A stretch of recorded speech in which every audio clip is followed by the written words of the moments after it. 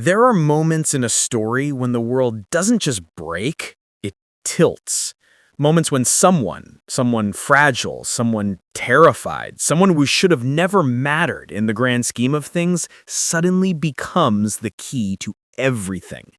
And in episode 4 of Pluribus, that moment wasn't Carol waking up covered in blood. It wasn't Zoza collapsing at the edge of death. It wasn't even the revelation that the collective, those smiling, obedient, impossibly cheerful survivors, are literally incapable of lying, even if the truth shatters Carol's sanity. Now, the moment that changed everything was a timer. A quiet, ticking, mechanical timer in a dark room lined with cardboard and fear. A timer that belonged to the one man the collective couldn't reach, the one man they couldn't influence, the one man who didn't trust their perfect world. Manus. But why was Manus so terrified? What exactly did he know about the collective that no one else did? And what will happen now that Carol, broken, furious, and emotionally numb, has become his only lifeline? Tonight, we break down the hidden meanings, the forbidden symbolism, the emotional fractures, and the terrifying implications behind episode 4. Because if the others can't lie, then the truth they're hiding must be worse than anything Carol has imagined. Stay with me. Things are about to get dark. Episode 4 doesn't open with chaos. It opens with claustrophobia, a closed room, a dying radio, cardboard sheets taped to every possible exit like the world outside is toxic. And in the middle sits Manus, gaunt, hollow-eyed, fingers trembling as he twists the dial across empty frequencies. But the real horror wasn't the isolation. It was the timer. A physical reminder that Manus gave every voice on the radio only a few seconds to prove they were human. Because in this new world, the collective always answers. Always cheerful, always calm, always polite. A tone you can recognize instantly and fear instinctively. It's fascinating how the show uses something so small, so analog, to deliver such a massive message. Manus is not just hiding from the infected, he's hiding from their kindness. You can fake anger, you can fake hostility, but you can't fake perfect warmth. Not the way they do.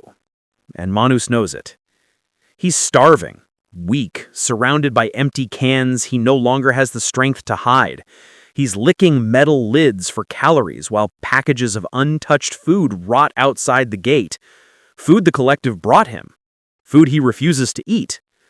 Why? Because he thinks they're poisoning him? Because he thinks they're tracking him?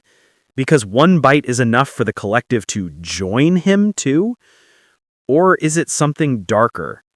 Something he has already witnessed? This is our first theory point. Manus isn't just afraid. Manus knows something. And fear like that doesn't grow from imagination. It grows from experience. The prison with no bars. The moment Manus steps outside, the camera does something brilliant. It frames him from behind the gate like we're on the outside and he's the prisoner. This is the first symbolic inversion of the episode. The world is wide open. The collective will give you anything you ask for. They'll clean your house, fuel your car, fix your garden, cook your meals, answer every question with perfect obedience. So why does freedom look like a cage? Because true captivity doesn't come from physical walls. It comes from not knowing what's hunting you. Manus isn't physically trapped. He's psychologically imprisoned. His paranoia is the lock, his fear is the chain, and the collective's smiles are the final silent guard standing outside his door. The series has been hinting at this since episode 1. The collective doesn't control you with force. They control you with comfort. Manus is the only one who refuses the comfort, and that makes him the only threat. The phone call that changes everything. Then it happens, just when Manus reaches his lowest point, eating dog food, shaking, delirious, the phone rings. The sound. The night the town's silence cracked open began like any other, calm, breathless, pretending to be harmless. But beneath that stillness, something ancient and hungry had already begun to stir. Most people in Derry didn't feel it, didn't hear it, didn't sense how close they were to stepping into a darkness older than the town itself. But Matty Clemens did. Not because he wanted to, because the darkness chose him. He didn't know that the moment he stepped into that car, the second he heard the click of the lock behind him, his life had already crossed into a place where nightmares weren't fantasies. They were warnings, and they always came true. Matty's breath fogged the glass as he wiped his shaking hands against his jeans. The seatbelt rubbed against his neck, cold and stiff, as if the fabric itself resisted the idea of protecting him. Streetlights passed in streaks of orange, blurring like melting candle wax, distorting into shapes that didn't belong on any quiet street. For a moment, he wondered if the driver even noticed him trembling. But the man didn't look at him, didn't speak, didn't blink.